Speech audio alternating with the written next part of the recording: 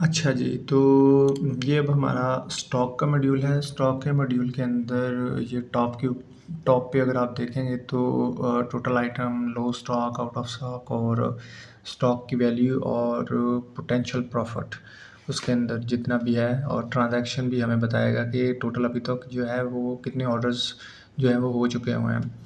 तो उन ट्रांज़ैक्शन के हाँ, अब इस चीज़ के अंदर आप इस चीज़ को आप ज़हन-नशीन कर लें कि जो स्टॉक है, स्टॉक के अंदर हमारी जो है वो फाइनल प्रोडक्ट आएगी, और जो एक्सपेंसेस होंगे वो एक्सपेंस वाले मॉड्यूल के अंदर आएँगे। तो यहाँ पे हमने फाइनल प्रोडक्ट को हमने ऐड करना है, जो कि हमारी फाइनल प्रोडक्ट है। जिस तरह के फ़ास्ट फ़ूड को अगर हम देखें तो फ़ास्ट फ़ूड के अंदर बर्गर को बनाने के अंदर या पिज़्ज़ा को बनाने के अंदर मुख्तलिफ़ किस्म की चीज़ें इस्तेमाल होती हैं, लेकिन वो चीज़ें सारी एक्सपेंस के अंदर काउंट होंगी। और एक्सपेंस को काउंट करने के बाद जो हमारी फाइनल जो प्रोडक्ट है वो है पिज़्ज़ा। तो पिज़्ज़ा को हम यहाँ पे ऐड करेंगे कि पिज़्ज़ा का कौन-सा फ्लेवर हम भेज रहे हैं। तो इस लिहाज से ये चीज़ें ऐसे चलेंगी।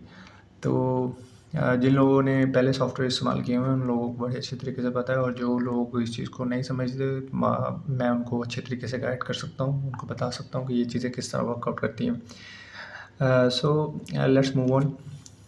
इसके अंदर आपको ये ट्रांज़ैक्शन भी दिखाएगा कि ओवरऑल ट्रांज़ैक्शन हमारी कितनी हुई हैं और क्या चल रहा है, और वैल्यूएशन भी हमें बताएगा कि हमने जो पिज़्ज़ा वगैरह या कोई भी चीज़ जो हमने सेल आउट की है उसकी स्टॉक की वैल्यू क्या है और प्रॉफिट उसकी पोटेंशियल उसमें उसके अंदर प्रॉफिट का पोटेंशियल कितना है, तो ये कैलकुलेट करके बताएगा।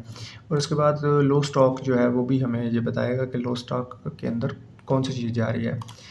जब हम आइटम को हम ऐड करेंगे एज ए स्टॉक, तो यहाँ पे आप उसका नाम देंगे, और नाम देने के बाद ये आपको इंटीमेशन भी देगा मिनिमम लो स्टॉक के ऊपर। ये आपको बताएगा कि ये लो स्टॉक कितना आपने सेट किया हुआ है।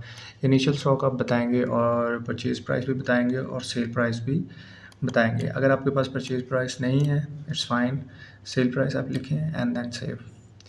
अगर आपके पास परचेज़ प्राइस है और सेल वैल्यू नहीं है, तो ये इट्स अप टू यू। ये जो भी है ये आपके ऊपर है, आप इसको किस तरह चीज़ को लेके चलते हैं। सिस्टम जो है वो डायनामिक है।